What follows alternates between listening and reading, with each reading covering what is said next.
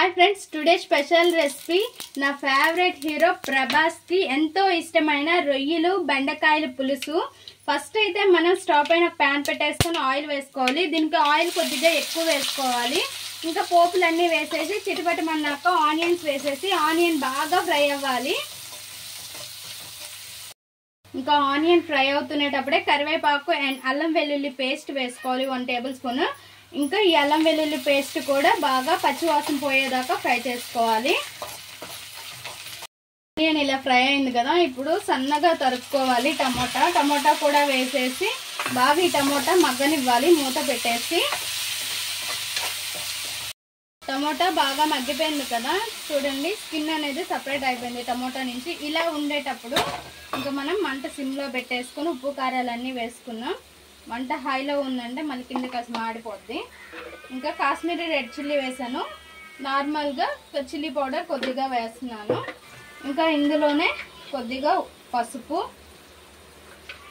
రుచికి తగ్గట్టు ఉప్పు, కొద్దిగా ధనియా పౌడర్, జీరా పౌడర్ ఇవన్నీ వేసేసి ఒక్కసారి మిక్స్ చేసేసుకోవాలి, ఇలా కలుపుకోవాలి। ఇంకా మళ్ళీ మంట హైలో పెట్టేసుకోండి। ఇలా వేసుకున్న తర్వాత మన ప్రాన్స్ ఉన్నాయి కదా, ప్రాన్స్ అనేవి ఇందులో వేసుకోవాలి, రొయ్యలు పచ్చి రొయ్యలు।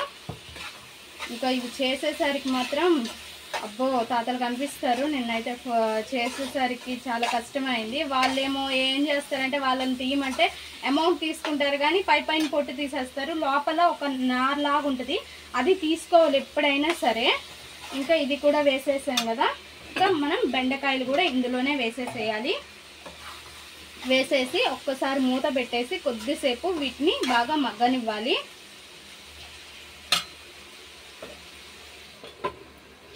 ఇప్పుడు మనం మూత పెట్టి కొద్దిసేపు ఉడికించాం కదా, కొద్దిగా వాటర్ వేసుకొని మరి కొద్దిసేపు మూత పెట్టి ఉడకనివ్వాలి।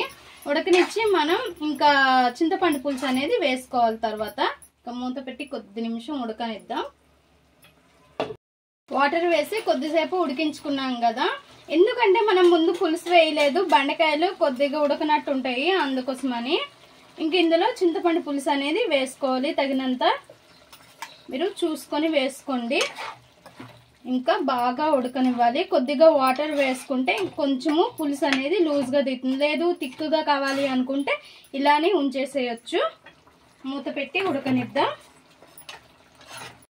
మన ప్రభాస్కి ఇష్టమైన ప్రాన్స్ బెండకాయ కర్రీ పులుసు ఎలా ఉందో చూద్దామా। రెడీ అయిపోయింది। ఇంకా లాస్ట్లో కొత్తిమీర వేసుకొని లాస్ట్లో గార్నిష్కి కొద్దిగా ఉంచుకుందాం, నా దగ్గర కొద్దిగా ఉంది। ఇంకా స్టవ్ ఆఫ్ చేసేసి ఒక సర్వింగ్ బౌల్లోకి తీసుకుందాం। చాలా చాలా బాగుంది, స్మెల్ అయితే సూపర్ ఉంది। ఇంకా తీసుకుందాం సర్వింగ్ బౌల్లోకి। నేను రీసెంట్గా ఈ వీడియో అయితే చూశాను మొన్న, అండ్ మంచు లక్ష్మీ ప్రసన్నకైతే ప్రభాస్ గారు ఇంటర్వ్యూ ఇస్తుండగా చూశాను నేను మొన్న నైట్ చూస్తూ ఉండగా।